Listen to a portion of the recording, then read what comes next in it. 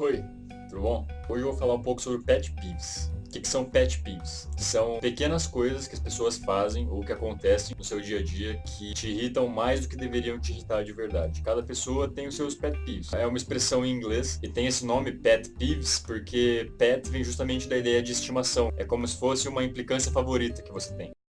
Vamos à lista. Gente que chama iPhone de iPhone. A pessoa fala que ela não vai anotar o seu número no celular dela, vai anotar o seu número no iPhone dela. Afinal de contas, iPhone não é um celular, certo, né? Ele é uma coisa especial. E a pessoa precisa ficar utilizando a palavra iPhone, no caso, para ficar se vangloriando do celular que tem. Vamos parar com isso. Celular, tudo celular.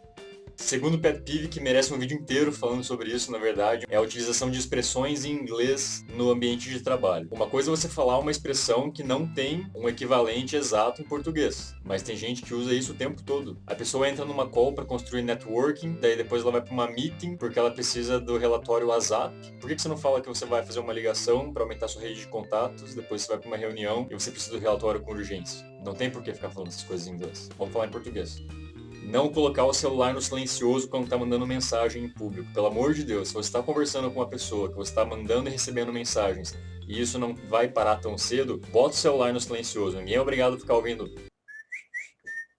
aqueles toquinhos de celular o tempo inteiro. Às vezes está no ônibus sentado querendo ler ou querendo ficar em paz e tem uma pessoa atrás de você trocando mensagem, e aí você ficou ouvindo aquele toque 1000 vezes e aquilo nunca para, e você passa 20 minutos dentro do ônibus e a pessoa ainda está trocando mensagem e fazendo aquele barulho irritante. Então,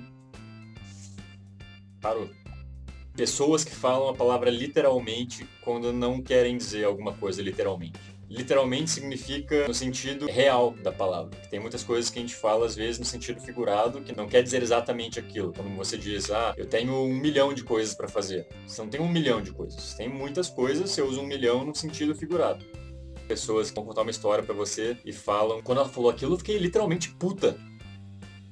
A menos que você tenha trocado de profissão, quando a pessoa te falou alguma coisa, você não ficou literalmente puta. Você ficou puta da cara, que quer dizer brava, mas você não virou uma profissional do sexo porque a pessoa te falou alguma coisa.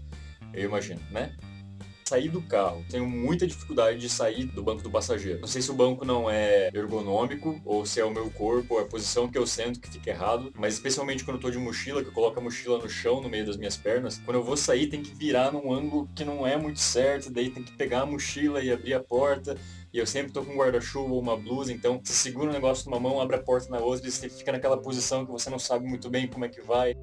Livro didático ou qualquer tipo de livro ou formulário, questionário que não tem espaço suficiente para resposta. A pessoa que cria esse material, ela sabe quem vai responder aquilo vai precisar de um espaço. E ela não coloca o maldito espaço suficiente no livro para você responder. Ela pergunta, cite o nome de 30 capitais brasileiras. 30 capitais brasileiras. Você deixa 2 linhas lá para você completar aquilo. Ninguém tem uma letra pequena o suficiente para completar 2 linhas com 30 capitais. Se o texto vai ser longo, ou você não dá espaço e a pessoa se obriga a colocar a resposta num material separado, num caderno, ou você dá o espaço suficiente.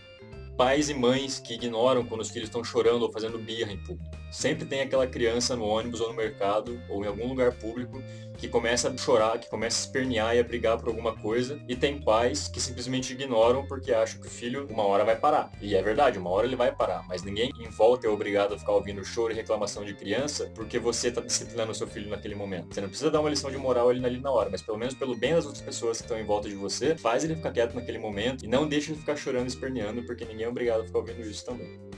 Gente que insiste ou repete uma piada até ela perder a graça. Às vezes está numa conversa, num grupo, você solta um comentário que foi engraçado, todo mundo ri muito, e daí você continua dando vários exemplos daquela piada. E daí por um tempo elas continuam rindo porque ainda tá naquele... Mas depois que você repete 2, 3 vezes, aquilo perde a graça e toda a comédia que aconteceu antes, ela se perde, ela acaba.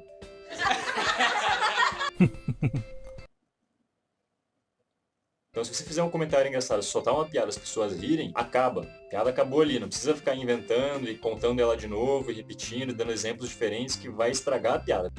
Pet peeves não são só reclamações, mas o ideal é você conseguir pensar sempre em possíveis sugestões de mudança que às vezes a gente não percebe e que podem incomodar muitas pessoas do mesmo jeito que incomodam a gente. Então é isso.